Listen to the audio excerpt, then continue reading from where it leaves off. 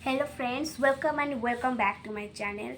सो आज की इस वीडियो तुम्हारे लिए बहुत ही हेल्पफुल होने जा रही है, क्योंकि आज की इस वीडियो में मैं तुम्हें बताऊंगी how to score 100 in science. Science में कैसे तुम्हें 100 मार्क्स मिल सकती है और कैसे पढ़ना है साइंस। इसीलिए सारी डिटेल्स मैंने इस पूरी वीडियो में बताई रखी है, इसलिए पूरी वीडियो को देखना और फिर मुझे बाद में बताना तुम्हारे एग्ज़ाम के बाद कि कैसा तुम्हारा साइंस एग्ज़ाम गया और मेरी ये सारी स्ट्रैटेजीज तुम्हें हेल्पफुल हुई कि नहीं।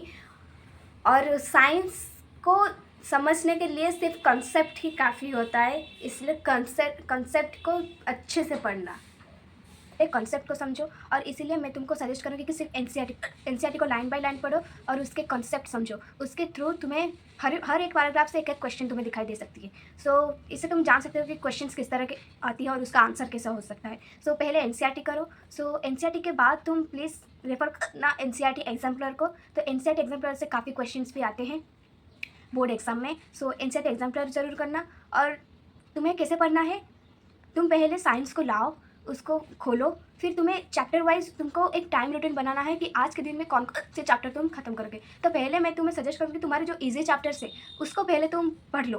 तुम्हें जो अंडरस्टैंडेबल है, तुम्हें जो अच्छा लगता है, सबसे पहले अच्छे तरीके से आता है, तुम पहले उस सब्जेक्ट को पढ़ लो। तो फिर उस सब्जेक्ट को पढ़ने के बाद कुछ सिलेबस तुम्हारा कंप्लीट हो जाएगा। फिर तुम आओ, तुम्हारा जो मीडियम तरह की होती है, मतलब जैसे तुम आधा जानते हो आधा नहीं, तो उसको फिर कंप्लीट करो। ठीक है, एक एक सब्जेक्ट, एक एक पैराग्राफ वाइज, लाइन वाइज सब कुछ पढ़ के उसको कंप्लीट करो। फिर बाद में तुम्हारा कुछ कोई हार्ड अगर रह गया होगा तो हार्ड चैप्टर्स को पढ़ो।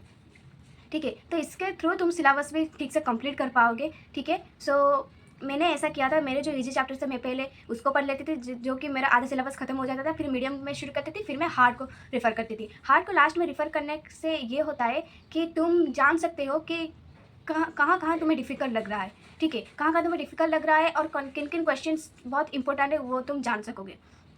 ठीक है, तो रेफरेंस बुक में मैं तुम्हें एजुकार्ट को सजेस्ट करूँगी, एजुकार्ट से पढ़ना, रेफ़र करना एजुकार्ट से। वहाँ से काफ़ी सारे क्वेश्चंस भी आते हैं बोर्ड एग्जाम में, तो किस तरह के क्वेश्चंस आते हैं वो सब कुछ एजुकार्ट की बुक में दे दी गई है। सो तुम्हें अगर साइंस में 100 से स्कोर करना है तो पहले एनसीईआरटी को पढ़ो। एनसीईआरटी के बाद उसके एक्सरसाइजेस भी करना, क्योंकि एक्सरसाइजेस से भी क्वेश्चंस आते हैं। तो एनसीईआरटी को पूरा कॉन्सेप्ट के साथ समझने के बाद उसका एक्सरसाइज करो, और एक्सरसाइज के बाद हर एक चैप्टर का एनसीईआरटी एग्जाम्पलर एक एक क्वेश्चन करके जाना। ठीक है, एक एक क्वेश्चन करके जाना, ताकि जहाँ से भी अगर क्वेश्चन आए तुम वो कर सकोगे।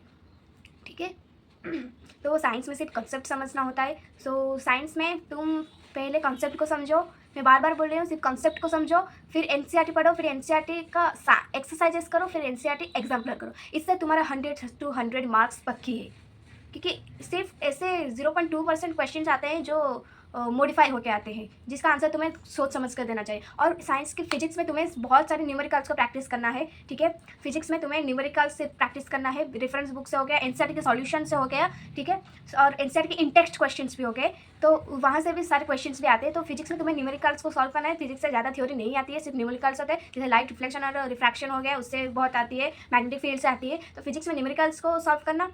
उसके बाद केमिस्ट्री में भी तुम्हें थ्योरी को याद रखना है। उसके बाद कैसे केमिकल्स की, मतलब हो गया हमारा बेकिंग सोडा हो गया, तो सबका फॉर्मूला याद करना है और उसको साइंटिफिक नेम में क्या बोलते हैं उसको भी याद करना है केमिस्ट्री में। उसके बाद केमिस्ट्री की एक्सरसाइजेस ही काफ़ी है बोर्ड एग्जाम के लिए। और फिर बायोलॉजी में तुम्हें कॉन्सेप्ट समझना है, सिर्फ उसको थ्योरी वाइज रिविजन करना है, थ्योरी को समझना है। फिर थ्योरी को समझने के बाद उसको लाइन बाय लाइन याद करना है, जिसके कारण तुम्हें एक अच्छी वर्ड के साथ लाइन याद आएगी, जो कि आंसर में लिखने के लिए बहुत ही सुंदर लगेगी। ठीक है, तो बायोलॉजी के लिए मैं भी सिर्फ एनसीईआरटी को ही प्रीफर करूँगी और एनसीईआरटी एग्जाम्पलर को भी प्रीफर करूँगी। पूरे केमिस्ट्री, बायोलॉजी और फिजिक्स के लिए एनसीईआरटी एग्जाम्पलर ज़रूरी होता है। और उसके बाद प्रीवियस ईयर क्वेश्चन भी करना, क्योंकि साइंस में प्रीवियस ईयर क्वेश्चंस बहुत ही अहम भूमिका निभाती है।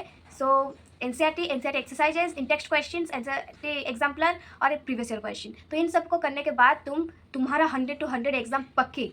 अगर नहीं होता तो मुझे इस कमेंट में लिख देना कि तुम झूठ बोल रही थी। ठीक है, तो ये सब अगर तुम अच्छे से कर लेते तो 100 to 100 तुम्हारे पक्के हैं साइंस में, या 95+ पक्के हैं।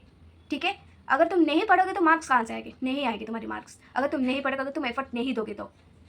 इसलिए अच्छे से पढ़ो ताकि अच्छे मार्क आ सके। तो आज के लिए इतना ही। Do subscribe to my channel, like, share and comment below. Thank you.